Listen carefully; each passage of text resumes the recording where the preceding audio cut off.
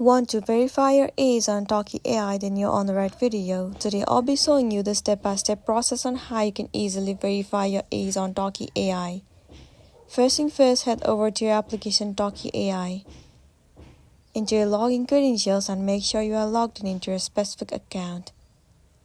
Once you are logged in, it will land you on this page. Now head over to your profile at the bottom right corner of the screen. After that, click on the settings icon at the top right corner. Scroll down and you will see the option where it says A's Verify. You need to click on it. Now in this section you have to simply enter your A's. Once you have entered your A's, click on this checkbox and then tap on Continue. It will lead you to this page.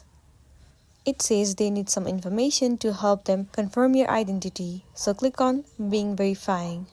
Well, you have to verify with the help of the camera, so all you can do is get started and then tap on Allow. Once again, click on Allow. It will open up the camera. You have to show the face and follow the on-screen process. Capture it, and once done, you will get verified. So this is simply how you can verify your A's on Talkie AI. If this video really helped you, give it a like and check out our next tutorial. Thank you.